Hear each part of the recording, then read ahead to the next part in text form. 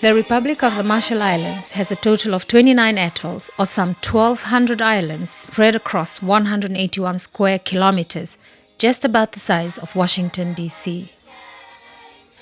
The United Nations is represented in these parts by a Joint Presence Office, which is managed by the UNFPA, the United Nations Population Fund. In 2012, the UNFPA revamped an exercise which showed promise for the United Nations to effectively deliver as one. The exercise, aptly referred to as a government mobile team, represented for the United Nations a vehicle from which an integrated development agenda could roll out from. It's a team that travel to the outer islands to do awareness on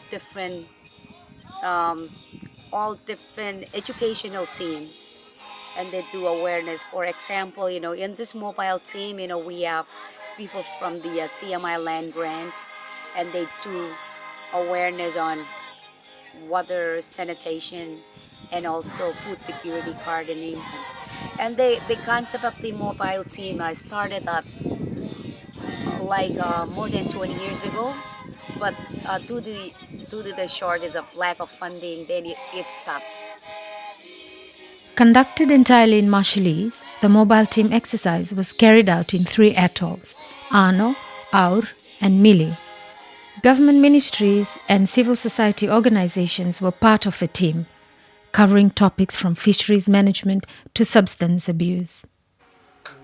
Gina David has 2 objectives when he travels in the mobile team.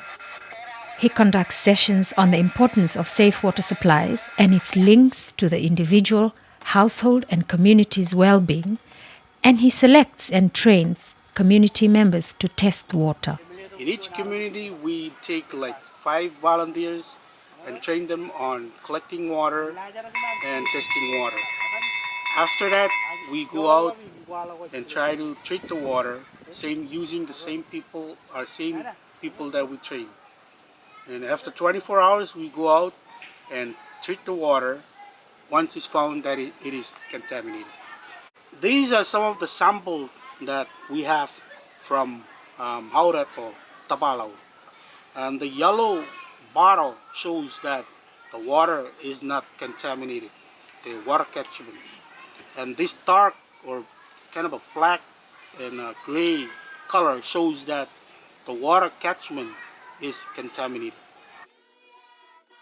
Marshall Islands Marine Resources Authority staff, Candice Guavis and her colleague, Matan Jacob, conducted fish biological samplings and a socio-economic survey. This is apart from having general awareness sessions on marine resources and conservation. Fish sampling, it helps us determine the fish growth rate, the spawning season for the fish, and it gives us a better understanding of how to manage our fisheries in a sustainable manner. Knowing the spawning season will help us give information to the local residents of our atoll on how to better manage their fisheries resources. For the island communities, the excitement of having government officials and their development partners in their homes was obvious. They participated fully in discussions that covered human rights-related issues and practical, informative sessions. For the first time, advisory village task forces were established to oversee a community development agenda that is then communicated to the central government. The task force membership represent faith-based organizations, traditional leaders, women, and young people. The mobile unit team established 2 task forces on our. I think it's probably a new concept for them, but one that I think will help them own the issues and solutions. So they will identify their problems and then help identify ways to deal with those issues that they face. So I think the idea of involving or creating task forces in the communities is a very positive step. In the process of working together, government officials and development partners have become informed of what they themselves do, to the extent of identifying potential collaborations. And as a pilot for the UN Joint Presence Office, the UNFPA is encouraged that as a platform, a mobile team could enhance approaches for increased integrated household resources management. We've had a lot of feedback on this. We've had more ministries and our stakeholders and partners, local partners, wanting to be a part of this team.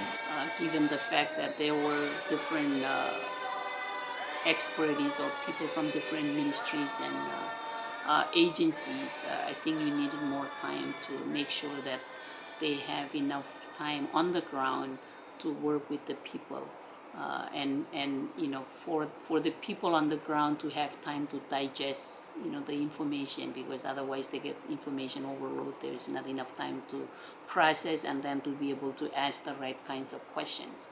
If anything, the 2012 Government Mobile Team exercise affirmed its capacity as an alternative vehicle from which the United Nations can deliver as one, and lessons learned from the 2012 exercise should be able to inform better organized and more streamlined efforts.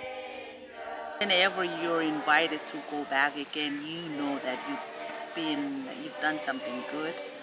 We felt that as a group, we shorten and tighten up the gap between the isolated community, yes, away from the capital city. I definitely support the idea of having a mobile unit and having interagency coming together and work together so that things are not done in isolation. You know, I think it's important to to to show that you know, we are integrating our services across agencies, and problems are not done or solved in isolation, in silos, but that people come together to work together.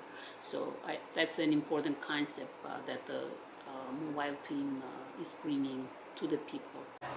Truly, without the support from UNFPA, the mobile team would have not have revived this year. So it's very important that we do extend our big komoltara to UNFPA, the staff that has been supporting us, and most of all, Mr. Yena. I hope that when this budget is exhausted, we will continue to work with UNFPA and extend this as well to other UN offices, because it's bringing in team together as one.